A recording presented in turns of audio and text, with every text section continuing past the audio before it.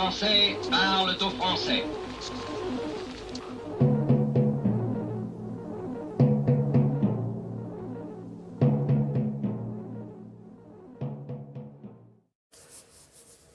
Bonjour à tous, bienvenue, Franck Info, l'actualité vue par Franck Muller, c'est ici, nous sommes jeudi soir, 17 novembre. On va parler de cette histoire de fusée. Une toute petite chose, le fameux Océan Viking, il semblerait, 26 des 44 migrants mineurs pris en charge ont fugué et ont disparu dans la nature. Voilà, donc c'est ce qu'on appelle un... J'y reviendrai, j'ai un dossier complet, certainement une demi-heure, parce que ça coûtait un pognon de dingue, cette histoire, 600 personnes pour la prise en charge, enfin quelque chose. J'y reviendrai certainement la prochaine fois. Bon, là, hier, je recevais des messages tout de suite hier matin, au réveil. Oui, qu'est-ce qui se passe la Russie a bombardé la Pologne, mon Dieu, on va sur la Troisième Guerre mondiale, etc. etc. Bon. Comme d'habitude, moi je dis, quel est l'intérêt pour la Russie de se mettre vraiment une partie de l'humanité, ou au moins de l'Occident, contre elle, et d'aller bombarder les Polonais. Donc j'étais très dubitatif, si on peut dire. Alors évidemment, ce malheureux missile a pulvérisé, mais il a pulvérisé aussi l'image de Zelensky et la confiance qu'on avait en lui. Je vous écoute. Je vous explique plutôt, et vous m'écoutez. Alors déjà, je reviens, je crois que c'était hier matin, il y avait un ballet de berline blindée noire, c'était à Bali, l'hôtel Yacht de Nusa Dua. Hier, mercredi matin, les leaders des grandes puissances de la planète réunis à Bali,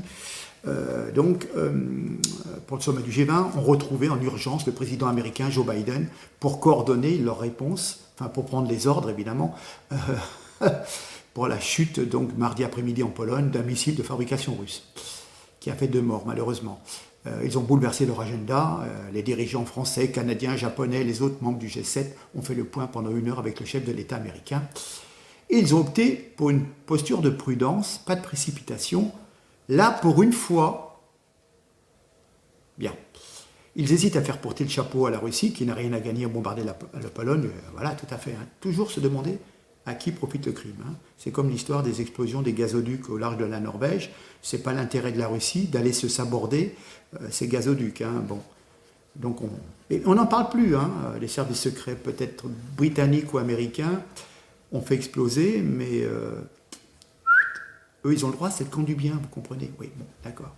Alors, seul Volodymyr Zelensky qui dénonce un message envoyé par Moscou, mais donc Joe Biden ou son entourage, parce que lui, je ne sais pas ce qu'il arrive à penser dans l'état où il n'arrive déjà pas à retrouver le chemin pour rentrer dans ses bureaux à la Maison-Blanche, mais bref, lui juge improbable que le missile ait été lancé depuis la Russie. La France, elle appelle à la plus grande prudence, n'excluant pas un tir ukrainien, nous disait Macron hier. Et selon des officiels américains cités par l'agence Associated Press, les premiers éléments suggèrent que le missile qui a frappé la Pologne a été tiré par les forces ukrainiennes contre un missile russe en approche. Voilà. Alors, ce qui m'interpelle quand même, c'est que l'Ukraine, qui ne fait pas partie de l'OTAN, a demandé l'organisation d'un sommet de l'OTAN suite au missile tombé en Pologne. C'est un peu comme si nous convoquions un sommet des chefs d'État africains parce que nous aurions un problème de frontière avec l'Italie.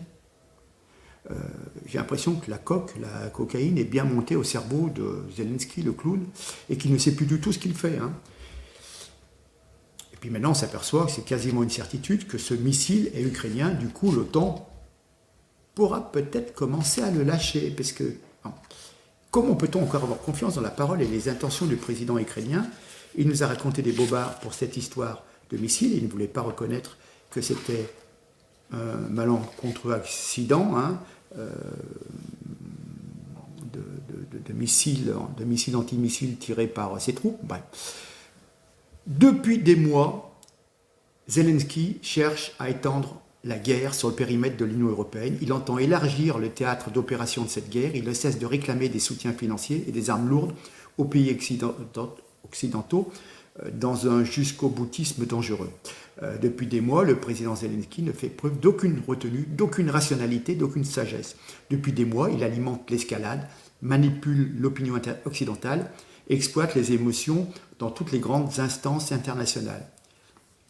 Et depuis des mois, il tire avantage du soutien inconditionnel et naïf des médias occidentaux.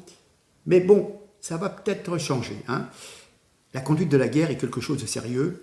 Et hier, oui, il me semble que c'était hier, sa déclaration consistant à accuser sans preuve la Russie d'un tir délibéré sur le territoire de la Pologne, pouvant porter atteinte à la souveraineté et à la sécurité de ce pays, constitue la faute la plus grave depuis le début de cette guerre. Hein. C'est un mensonge grotesque, inexcusable, et donc ça doit quand même interpeller les gens sur la crédibilité comme sur la légitimité de ce pseudo-chef de guerre. Cette conclusion hâtive doit nous interroger sur la confiance qu'on peut lui accorder. Maintenant, je vais vous montrer quelque chose d'un peu particulier. On va mettre sur pause. Je continue. Voilà, le titre, toute la presse, notamment la presse anglo-saxonne, hein, comment dire, une partie de cette presse reprenait des informations erronées, diffusées à la hâte, sans aucun discernement par Zelensky, aucune vérification. Hein. Depuis des mois, cette presse occidentale reprend la parole officielle en ne vérifiant aucune information, sans se poser de questions sur le côté obscur du régime ukrainien. Il gobe tout. Vraiment tout, et c'est incroyable, aussi bien la presse française que la presse internationale. On est aux ordres et on répète la propagande qu'on veut bien nous refiler. Vous avez vu, c'est flagrant. Bon, je vais vous laisser 2 minutes et quelques avec M. Vincent Herbouet, qui est un chroniqueur sur Europe 1. Quelqu'un que j'écoute quand je peux, tous les matins. Il a toujours des chroniques assez intéressantes et on voit qu'il n'est pas du côté des médias de la bien-pensance. Il fait une analyse journalistique intéressante et vous allez bien écouter. Donc il commence à mettre en doute au niveau de Zelensky. Hein, il n'a jamais été un fan de Zelensky. Mais en plus, il nous dira, je crois vers 1 minute 05, soit 70% de l'aide donnée à l'Ukraine finit dans les poches de personnages corrompus. Vous vous rendez compte? Plus de 70%, il nous dit, je crois, 70 à 80, c'est détourné et ça va dans les poches des corrompus. Voilà, aussi bien de l'armement que de l'argent. Et Zelensky demande toujours plus d'argent et nous, vous, moi, on continue à payer pour l'Ukraine et ça va enrichir les mafias locales. Rappelez-vous, l'Ukraine a toujours été un pays très particulier de magouilles, de trafic, etc. Trafic d'enfants, de nouveau-nés, trafic de drogue, enfin trafic beaucoup de choses. Voilà, notamment aussi l'installation de laboratoires, enfin bon, des choses parfois très très douteuses et avec un pouvoir qui fermait les yeux sur certaines choses. Hein. Voilà. Alors écoutez, on va écouter ce chroniqueur sur Europe 1 de ce matin et puis après je reviens vers vous. A tout de suite. Merci. Dans un instant, votre page culture quotidienne avec le livre du jour avec Nicolas Caro. Bonjour Nicolas. Bonjour. Vous nous parlerez d'un cozy crime ce matin. D'abord, vous nous direz ce que c'est. Marie Jiquel avec nous aussi. Nous irons au théâtre, Marie, oui, dans un instant. Mais d'abord, Vincent Hervouet, bonjour. Avec vous, l'édito international sur Europe 1, qui a tiré un missile sur une ferme à la frontière polonaise. Bilan, 2 ouvriers agricoles tués. Enquête en cours. Les dirigeants de l'OTAN parient sur un missile de la défense anti-aérienne ukrainienne. Mais Volodymyr Zelensky, lui, s'obstine à dénoncer un tir délibéré des Russes et ça crée un certain malaise. Hein. Oui, soudain l'image se brouille, la statue se fissure.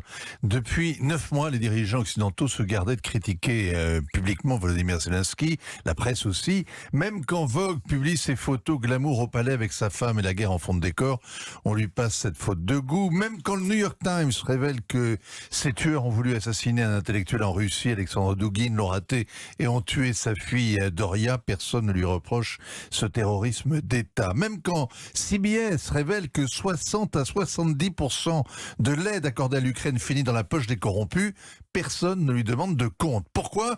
Eh bien parce que Volodymyr Zelensky est l'allié de l'OTAN, l'ami de l'Europe, un exemple pour l'Occident, une icône, une victime. Il est intouchable. Il a toute notre confiance. Il l'avait, parce que c'est elle qu'un malheureux missile égaré en Pologne vient de pulvériser. Soudain, hier, Volodymyr Zelensky est devenu l'homme qui fait peur, un peu comme Poutine. Ah oui, parce qu'il s'entête à dénoncer un crime commis par la Russie. Parce qu'il refuse de se ranger aux côtés des Otaniens qui disposent de renseignements sur la trajectoire du missile. On comprend que Volodymyr Zelensky ne désavoue pas son armée. D'ailleurs, personne ne le lui réclame. Quand on fait la guerre, on ne fait pas d'excuses. De même, personne ne lui reproche d'incriminer les Russes qui ont tiré une centaine de missiles mardi.